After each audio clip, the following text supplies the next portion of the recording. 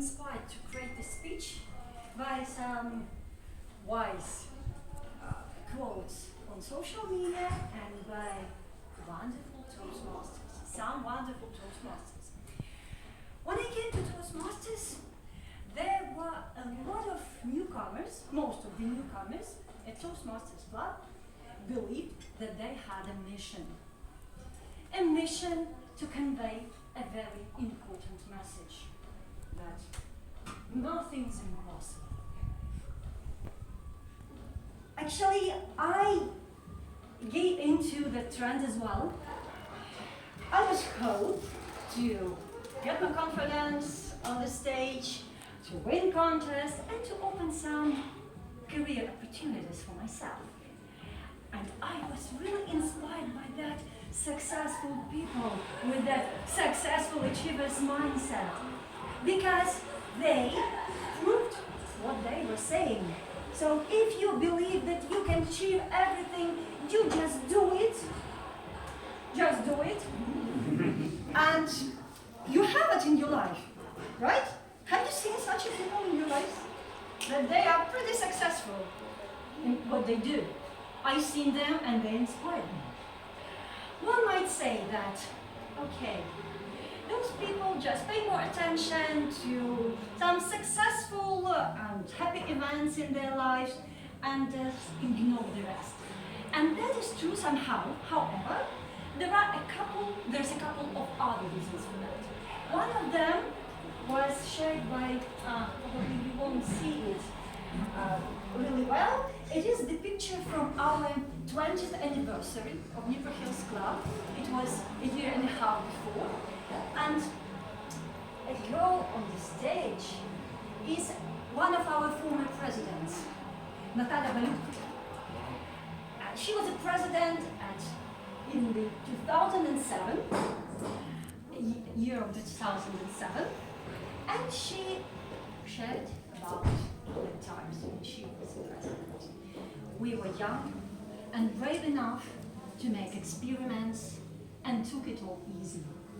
And that is one of the reasons, indeed, all that happy time when you are excited and you still don't know about so many disappointing experiences so far. And that is actually the first stage of competence. That is this red one. That is unconscious incompetence.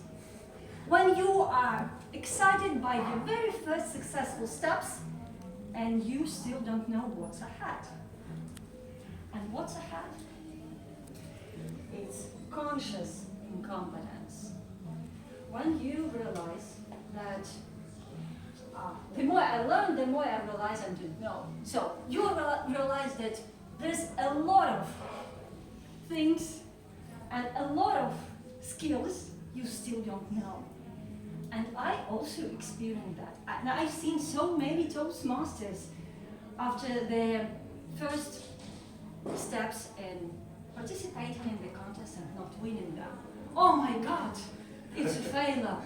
That's not a failure, one of the very first steps. And I've been through that. And I remember how I quit Toastmasters twice. Yes, after unsuccessful contest, after unsuccessful evaluation, when a person got upset after, yes, she took offense after my evaluation, but I just used the wrong words, and I didn't mean that. And I remember many other, yes, I remember many other so-called failures I had, and many other Toastmasters have been through. So they just quit and that's it. And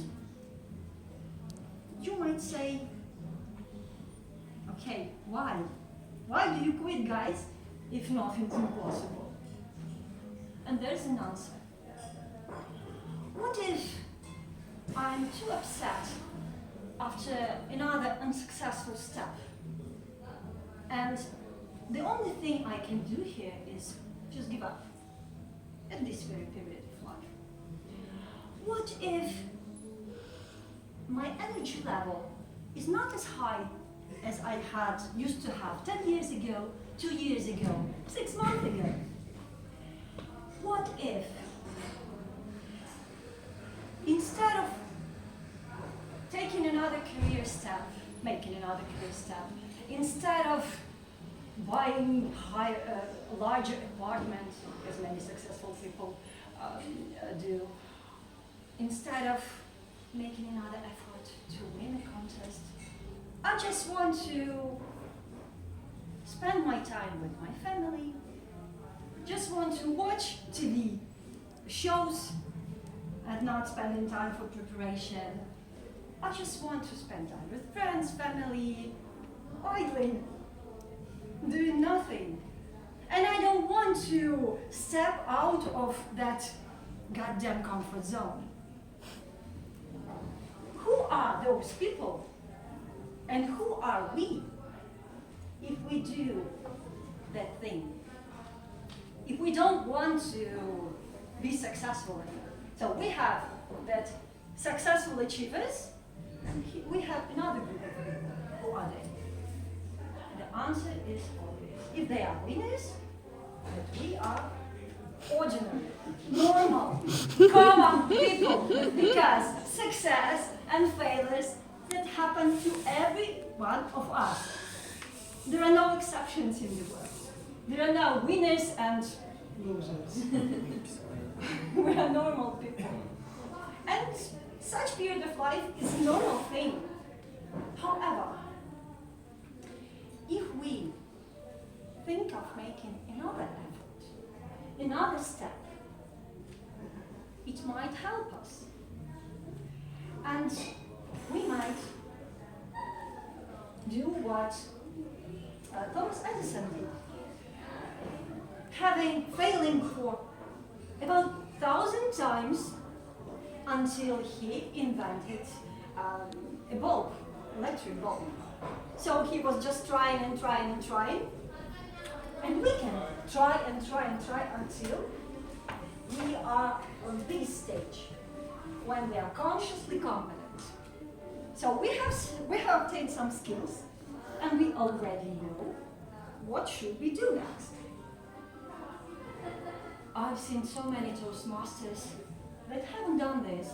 However, the only thing they needed was just another sleepless night to prepare for that very contest and win it. That's what I've done when I fed up with participating without any prize. I quit Toastmasters twice, but I was back. I broke the ice. I started winning contests, and I opened some career opportunities for myself. And they are in the past already. I don't mean that they are all in the past. I mean that I've been through that, and I have experienced that. Of course, it is so hard to make another effort when you have been through not a really successful, brilliant attempt. Sure, it is so comfortable. Keep on doing things you are really familiar with.